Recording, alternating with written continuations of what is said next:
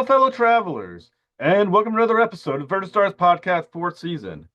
My loyal listeners, thank you for continued support. Enjoy this amazing interview because David Mack returns to the mothership to discuss his new novel, Star Trek Ring of Fire. Now, come aboard as we go traversing the stars. Hi, Mr. Mack. Thank you for coming back to the Vertical Stars Podcast. Hey, good to be here. Thanks. It's totally my pleasure, and glad to talk about Ring of Fire, which was a great book, by the way. I really enjoyed it, and I want to thank you for having a copy sent over to me so I got a chance to read it. Well, I mean, publicity sent it over, but you know, This is not your first Star Trek book. For anyone who no, does not definitely not. know, that you read a lot. So, what keeps you coming back to the Star Trek universe? They keep paying me. No, no. I mean, I grew up loving Star Trek my whole life. It imprinted on me as a young child. It's one of the first things I remember, really getting emotionally invested in terms Mhm. of the story. I grew up watching the reruns in the early '70s, and I don't know. It never left me. It made a lasting mark. And at this point, I have been writing stories for Star Trek professionally for 30 years. And I intend to keep doing it until my demands are met. Well, how does this work? I mean, do you go to them as like, I have a new idea for Star Trek? Do they come to you and say, I need a book with from this TV show, or do you cast of characters? How does this work? Uh, it works either way. It has worked many ways over the years. Sometimes the editors have a need for a book set in a particular era of Star Trek, or they need a book about a certain series because it's an anniversary, or just because they want a book about that at this time. And they'll look for an author who is free, who is, available to write something on the schedule that they need. And they'll approach, me or someone else, and they'll say, "Can you do a TNG book for me? I would need it, in this amount of time, and it would have to be this era set during the show and not after." And if got the time and you're interested, you say, "Yeah, I can come up with a story," and they give you a few weeks. You go away and you noodle on it, and you come back with a pitch or two, and you say, "Here are a couple ideas. Which one strikes your fancy?" And if none of them do, you go back to the drawing board. If you strike out a few times, maybe you move on and they let somebody else take a swing. But if you find an idea that you like and the editor likes, then you write up a full outline, usually about anywhere from 30 to 50 pages, depending on the writer, depending on the story. The editor approves it first, and then that will go to the licensor, the people who own the copyright, the folks at Star Trek, CBS Studios. And someone over there, it's their job on behalf of Star Trek and CBS to read these things as they come in and either approve them or reject them or approve them with the following changes. So they'll say, "This is pretty good. It's good to go. We would just ask that you tweak this, Hmm. this, and this." And then you get that feedback and you make your adjustments. You write your manuscript, and then you go through the entire same approval process again with all the same people. And that's pretty much how it works. And then sometimes the other way is that you get a bug in your head, you get a bee in your bonnet, as they say, and you have this notion you can't let go of, Hmm. and or you've got a real jonesing to write for a particular show or a particular set of characters. And so, I've pestered the editors for, a couple of years saying I would really like to get my hands on Star Trek Strange New Worlds. And before that, it was, I would really like to do something with the Fenris Rangers. And then finally, they would get back to me and they'd say, "Well, now's your chance. We've got a slot open in Picard. Would you be willing to write the story of how Seven became a Fenris Ranger? How, when, where, and why?" And I said, "Sure, I would love to do that." And Hmm. then when that was done, and Margaret Clark, who used to be the acquiring editor, came to me and said, "Would you be interested in doing a Strange New Worlds novel? I know you've been wanting to do it for a while. Do you have the time? Do you want to take it on?" I said, "Absolutely. I would love to play with these characters. I Hmm. love the show. Let me have a shot at it." And that's pretty much how it went. And then I have another project coming up that has not begun yet in earnest, but it has been contracted for. We're working on the story, and when that's announced, that's going to be when that's done. That will be my 40th published novel, and it will be my 33rd novel for Star Trek, which will make me the second most prolific author of original Star Trek novels in the history of the franchise. Who's number one? Peter David. Oh, Peter David. Okay. Well, you got The time to the catch the, up. the, the Most late certainly. great. Well, he's got 40, and Okay. at the rate they publish Trek books these days, I may not live long enough to write another 8 books. I hope that's not true. But the thing that's kind of interesting about Ring of Fire is that so when you were writing for the Fitness Rangers, right? You're writing basically from the end of Voyager to the beginning. Well, basically of Picard, and that's a long time of span of Well, time. yeah, but I didn't try to fill that whole span of time. I was Right. really just interested in the beginning. How did Seven get started? Why did her homecoming not work out? And why did she go to the Fenris Rangers? So I was really only concerned with maybe a very short period of maybe a few months of actual story content. I glossed over maybe the first year after she came home. I turned that into backstory, that she had basically a really bad first year in the Federation, enough to Hmm. turn her off and make her say, I got to get out of here.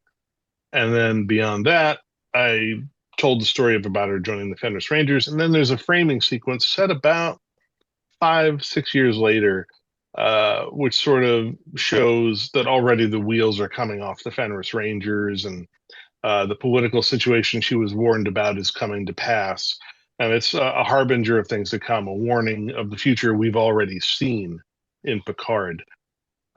So, that was how I approached that. Whereas Ring of Fire, because of the tighter continuity in Star Trek Strange New Worlds, where the episodes are pretty tightly packed together in a Hmm. very specific period of time before the original series, there's not a lot of gaps, temporal gaps in their storytelling where you can drop in a new story. So Margaret, when she brought me on for the gig, she got me all of the scripts for season three, all 10 episodes, so I could just read through, look for ideas, look for gaps in the timeline, look for continuity bits that I could, seed into the book just to connect it better with season three. But most of all, I was looking for a spot. I'm like, where can I sneak in a story? Because this is all pretty tightly woven together. And then I realized the only really good spot was between episode 6, the Salat who ate its tail, and episode 7, what is Starfleet, and maybe a little bit of 8, 4.5 Vulcans. I give a nod to 4.5 Vulcans, a little bit from that. But right after episode 6, the ship was going to have to go back to Starbase. It was going to need a whole bunch of repairs. We can assume that it was down for a little while, and then it probably had to go back out on a shakedown cruise. So there was a little bit of time before they got into that mission Hmm. that we saw in episode 7. So I just neatly dropped this into there. Well, which is, I thought it was kind of interesting because once again, you're talking about the window of writing, you had to hit this window basically. If you, let's say, dawdled, and this was going to be released in March of 2026, it would have not had the same impact as being basically released just a few weeks after the season three has ended. So you Well, definitely, it was originally scheduled to come out in August. And I hit the deadlines they gave me, but the deadlines were ridiculous. The production schedule was overly ambitious, and it ended up getting pushed back to October. And in a way, that's probably for the best. If it had come out in August, it may have come out before episode 6, and everybody would have been confused, and there would have been spoilers. and I think the other interesting too is when getting to write for Star Trek: Strange New Worlds, you get to hear the characters in your mind. You get to imagine what they sound like. Difference between because you have the established characters versus the new characters that you created. One thing I was wondering, when you're writing for Spock, do you hear Nimoy or do you hear Peck? I hear Peck. Hear If I'm writing Peck's incarnation of the character, I have a duty as a tie-in writer to manifest Peck's version of Spock. I'm Hmm. writing a Strange New Worlds book. It's based on that series. People who are fans of that series and those characters, when they pick up the book, they're expecting to hear those voices, those personas, those cadences. That's what they're expecting. They're expecting those relationships, that dynamic, that tone. It's my job to emulate that tone, to channel it, to make sure the characters sound like they do on the show, make sure the story sounds like a Star Trek Strange New Worlds story. Make sure that I've got the right tone, that it can't be too heavy, can't be too dark. They do some dark action episodes, but most of the time they're trying to stay light. They've got a lot of light banter. They try to keep it a little bit sort of, loosey goosey, light and fun. This isn't entertainment, not Hmm. not a heavy moral, morality play. They're trying to have some fun here, so I try to remember that. So I think the one thing that's interesting between all those different Star Treks, all the iterations from the original series through Stranger Hmm. Worlds, is that these crews do have their own personality as a crew, as an Very entire much. crew. They exist as their own character. How distinct is Strange New Worlds from the crews that came before? How would you characterize them beyond maybe go a little deeper than what you just said about how they kind of interact as a group? I would say that this is very much like a band of brothers, in a way that we sort of haven't really seen before. What we had in TOS, we had a bunch of professionals, but they had a very military bearing to them because Hmm. that was the era in which it was produced. It was produced during the Cold War. It was produced, in a way that was made to emulate the structure of the Navy, and it was meant to feel like it was something rooted in the naval tradition. And we saw that also in the TOS movies. Hmm. TNG, we were meant to. It was meant to feel more like a group of genial colleagues, fellow scientists, academics. They were meant to feel like people who lived lives of the mind, who respected each other, who liked each other, who would occasionally disagree over things, but for the most part, it was like a team of very well-mannered colleagues. Hmm. Then you have DS9. You have a bunch of people who really just irritate the living daylights out of each other all day long, every day, in every way, better and better, more annoying as time goes on, until finally they learn to love each other. Maybe in spite of, or despite, or maybe because of the way they annoy each other. They find the people that they want to annoy for the rest of their lives. And then you have Voyager. We have a whole bunch of people who, some of them don't even want to be here in the first place. And then they get thrown to a place they don't want to be. And then all they want to do is get home. So you've got a whole bunch of people who've basically they've all gotten a job they don't want. And it's a very strange vibe, but in a way, they are a forced family. They're not a found family, they're a forced family, and they make it work because the alternative is death. Hmm. Then you have Enterprise. I don't know what to make of Enterprise. I wasn't a big fan. The whole sort of shower scenes and the decontaminant gel. I was like, all right, I'm out. And then Discovery. then you get back into the stuff being produced over the last decade. You have Discovery, which uh, Discovery is interesting. I mean, it's a redemption tale. It's a story of someone who has to fall all the way down so that she can rise again. And it takes us from one era of Star Trek history, back pre-TOS by about a decade, and then jumps us to the 32nd century, which is a remarkable transition.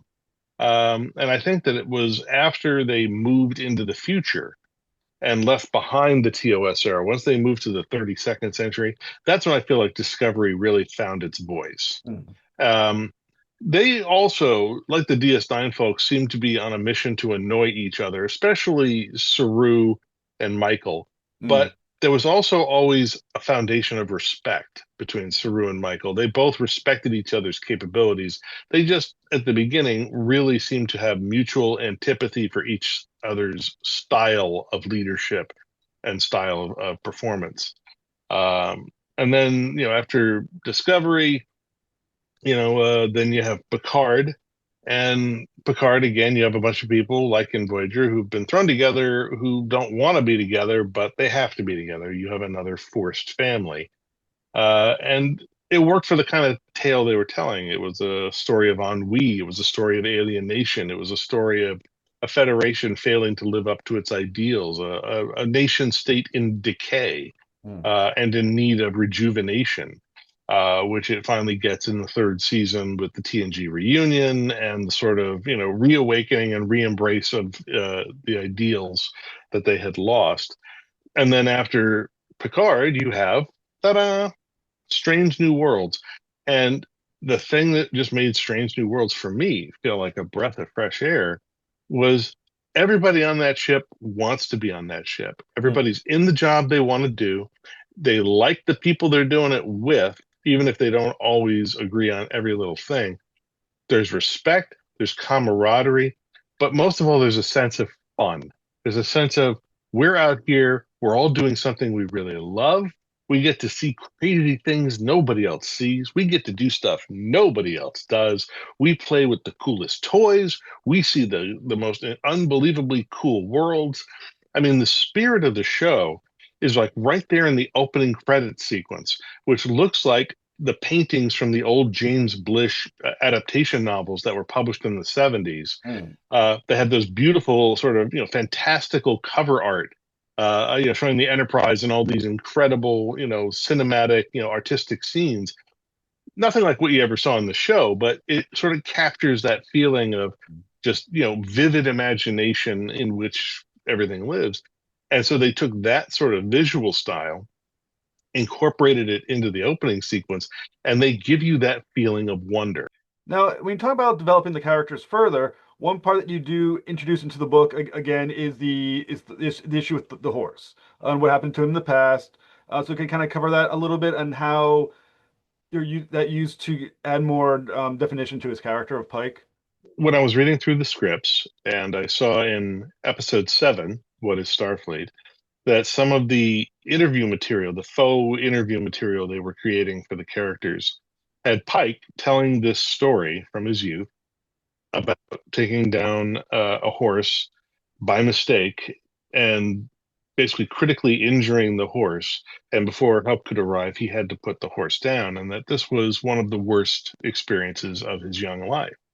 And so I thought about that, and I'm like, that's a great character bit. And then as I began developing the story and I began working on the backstory specific to the book, I began to see parallels between this event in his youth and the event that I wanted for his backstory in Ring of Fire. So I linked them together to create this pattern in his life that he sees that bothers him, but he's not sure if he should break free of it, if he can break free of it. And so he's remained haunted by the death of this horse, because growing up on a ranch, or growing up where he did, he had a lot of exposure to horses. He had great respect for them as creatures. And so to accidentally have killed one is just a terrible moment for him. It's something that he's just never going to forget. And it's haunted him. He's felt terribly guilty about it. And then I tie that to another event from his youth when he's a young Starfleet officer, an XO or a second officer aboard a smaller ship, the USS Chattelet, which is one of the ships established from his bio on screen. And I basically create an event in his backstory that for him parallels both, both in terms of action and in terms of result and emotional impact, the incident with the horse. And I link these two together in his history. And so this becomes an emotional through line for the whole book. Now, because you are connected between two very tight episodes, right? Do you notice a change in Pike in later episodes that you can use this story as a explanation for a change of him? Because he does, because what happens in the book is a major change in how he views himself. He said he's something he was haunted all his life. This book does address it. He does get to Hmm. work through it. Does that happen? Did you see a change in the actor in the later episode? They can say this I wasn't explains really so that. much trying to explain his behavior in later episodes, though I think if you look at him in episode 8, 9, and then the finale, you'll see that he is a guy who has moved past a lot of the things that were barriers for him earlier in the series and even earlier in the season. Things that were holding him back, Hmm. things that he didn't want to commit to with Marie Battelle, and then suddenly he's prepared to commit to everything. It's always what he really wants. And before he was reluctant about committing to these things, to opening himself up.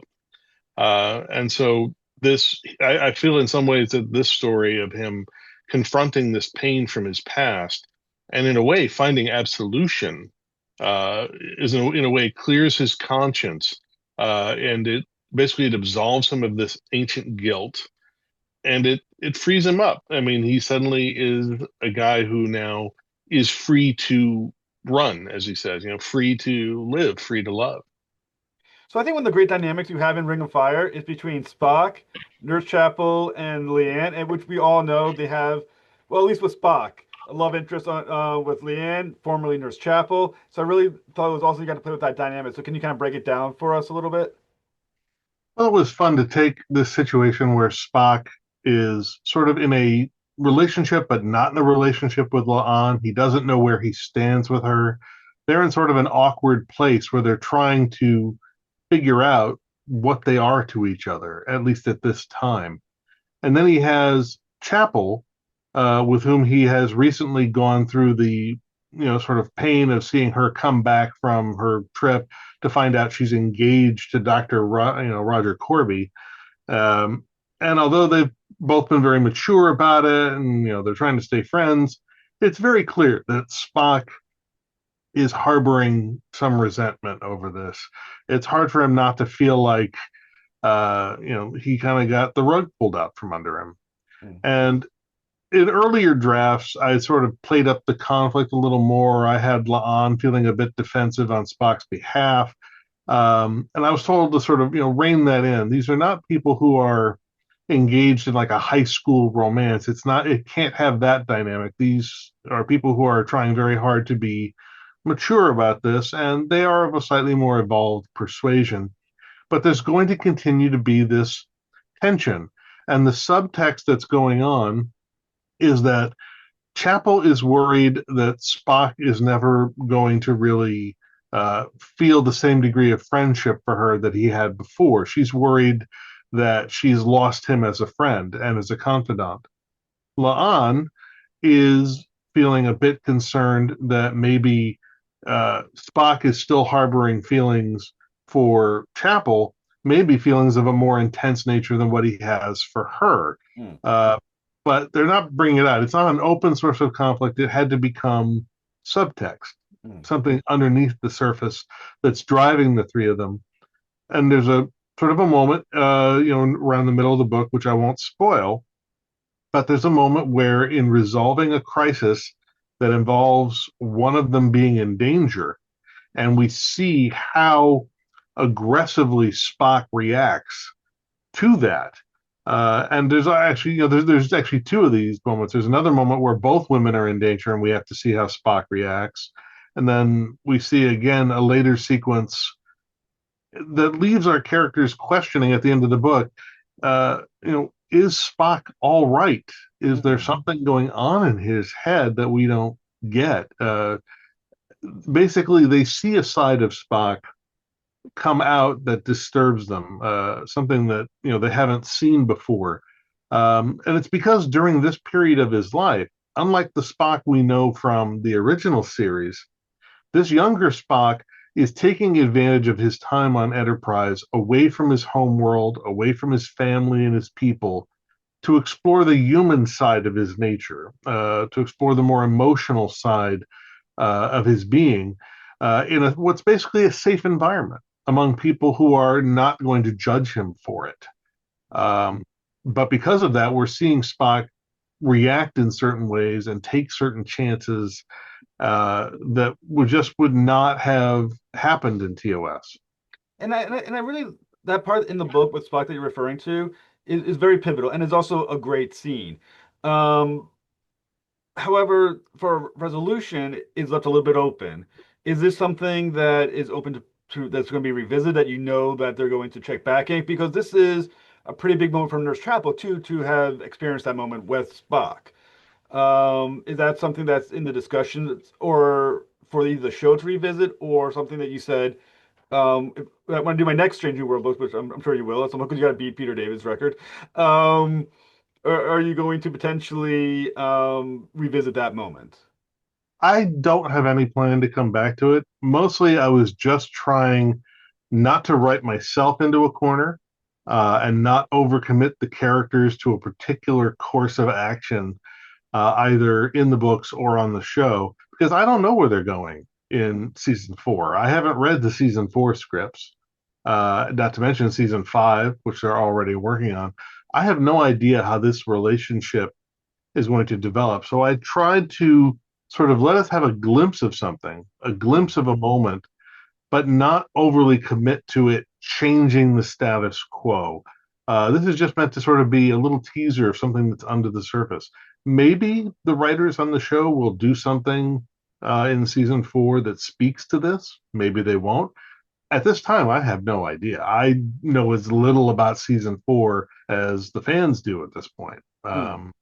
So again, I just wanted to have this moment, raise the question, and sort of I can't really answer it, so I just sort of have to have the character say, "Well, let's just be thankful for what we've got." Hmm. And I think another thing that's kind of is really kind of interesting is you're writing La'An Noonien-Singh, and you're also writing for the Khan podcast, Khan Noonien-Singh. Do you? I feel like that part of her character has not been explored as much as you would think, given the importance of the name. I mean, I gotta say, I've always been sort of intrigued by the decision of the writer producers to have a descendant of Khan Noonien-Singh aboard the Enterprise, Hmm. and to have her interact so prominently with Kirk and Spock, because it seemed as though they had only a fleeting familiarity of who Khan was when they Right. encountered him in Space Seed. And now they've had this very, intense connection with one of his descendants. And as a result, they should be very aware of his history and his reputation. Uh, in particular, the fact that, she seems to have had a romantic connection or at least some sort of vibe with Kirk, Hmm. and then she's dating Spock. I have to imagine, maybe the real reason for Khan's wrath was at some point, he got taunted by Spock and Kirk from Space Seed up camera. Spock, Kirk went, I now that I think about it, I banged your great great granddaughter. Yeah, I banged her. And then Spock goes, as did I. And I must say, she was a freak. Everyone in the future apparently has, according to from Khan's perspective at that point.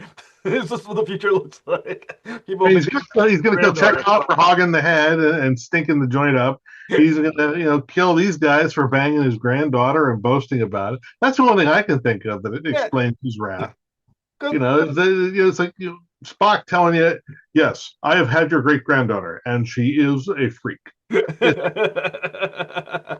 Because it's weird because it's such a big thing to do and then not to really use it. You're thinking like, what? Why would you do it then? I mean, it's not like they had an idea and they just forgot about it. Like, oh, that's right. just That's that they were really. I mean, between Noonien-Singh and then Chin-raley with these hyphenated surnames that they've got going on, it's a tie-in writer's nightmare because the Star Trek in-house style for character names mm, is, in most cases, because it's a military, a military vessel, you're referring to people most of the time by their surname, mm, Kirk, Scott, Chekhov, Sulu.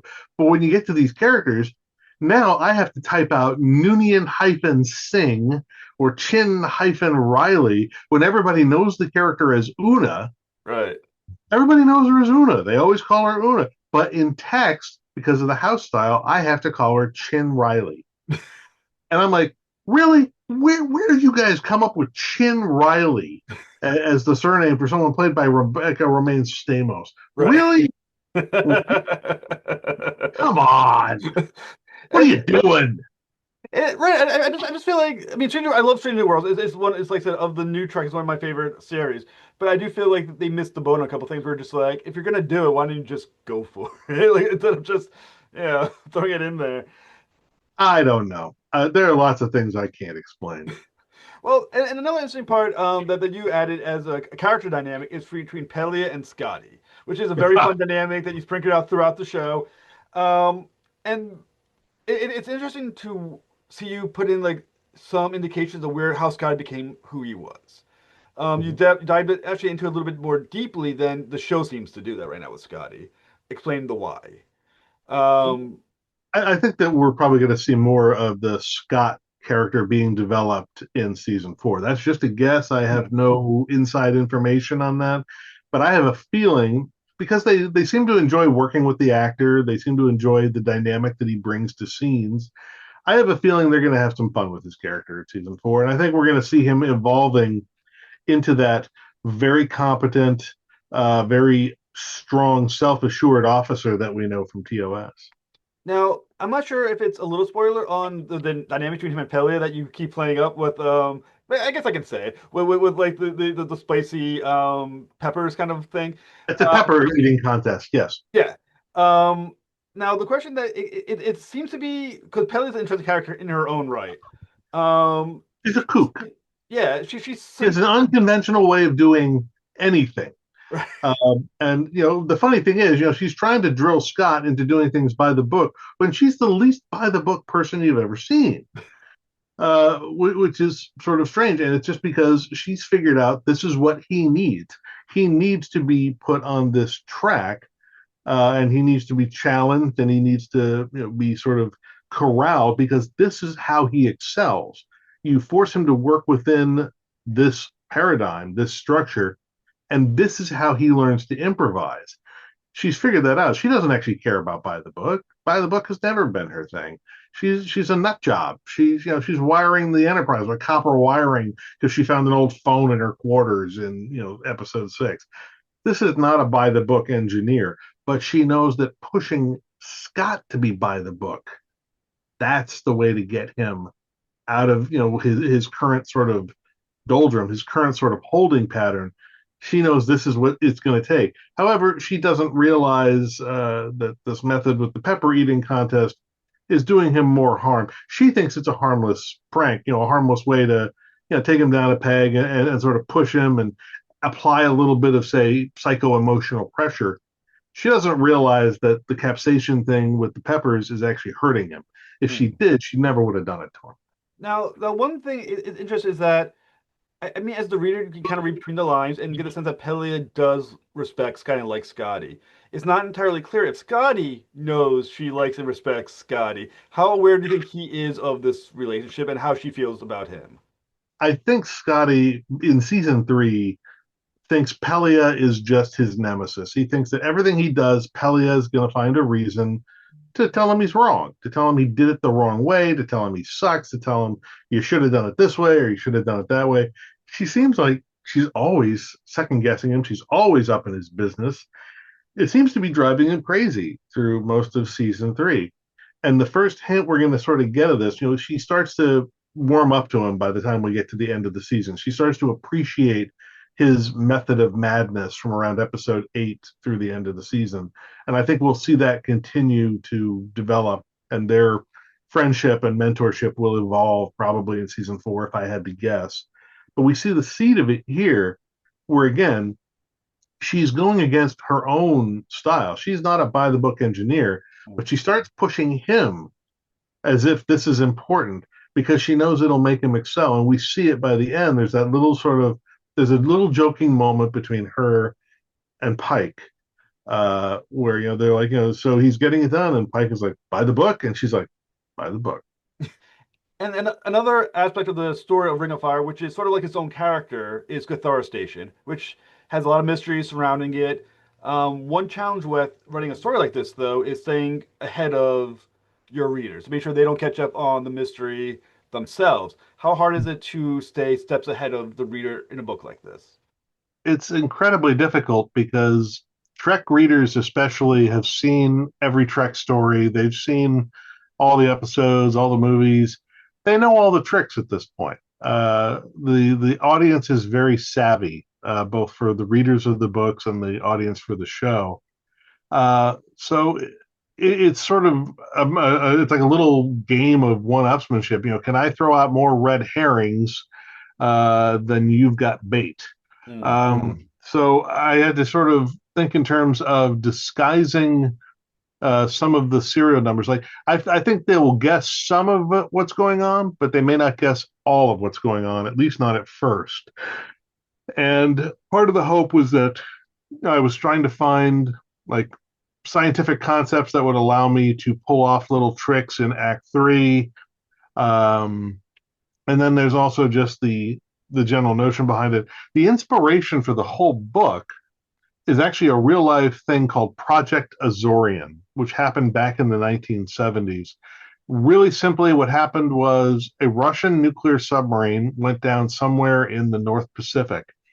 The US wanted to try to recover the submarine from the ocean floor, even though it was really way down. But they didn't want the Russians to know they were trying to do it because that would be an international incident. So they created something, a CIA operation called Project Azorian, with a civilian front. I believe it was put together with Howard Hughes. And they put together what was supposed to be a mobile mining platform designed to mine minerals from the ocean floor. This was the stated purpose of this mining platform. And that was its excuse for moving around. And when they eventually moved it into position. But the real purpose of this gigantic platform wasn't to mine the seabed, it was to try and lift the submarine wreckage off the seabed. And so I couldn't copy the story exactly. I mean, it was too site specific. I'm not dealing with water, I'm not dealing with a submarine, etc.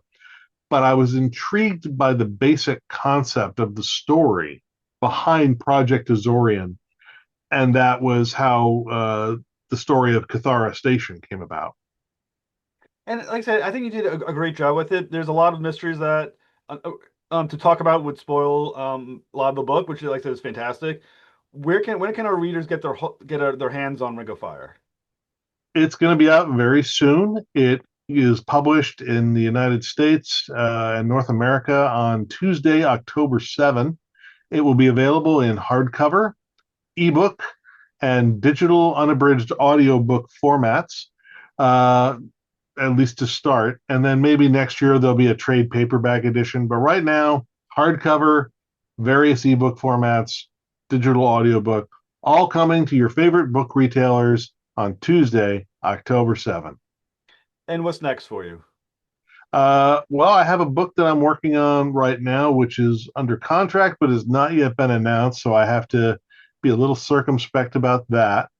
Obviously, the Star Trek Con audio drama series is coming out with new episodes weekly through November 3rd, 2025.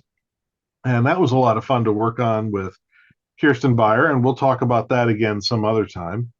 So folks should definitely check out Star Trek Con.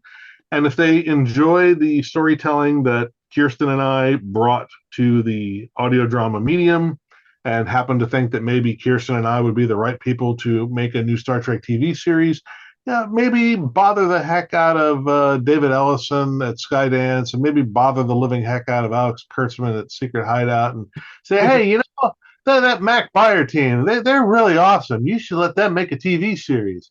I'm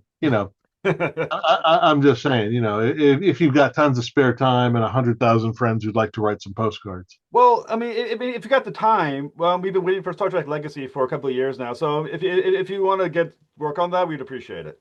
Yeah, that'd be great. I'd like that. Thank you so much, Mr. Mack. It's been great talking with you. We'll talk again some other time soon. Indeed. Have a great night, sir.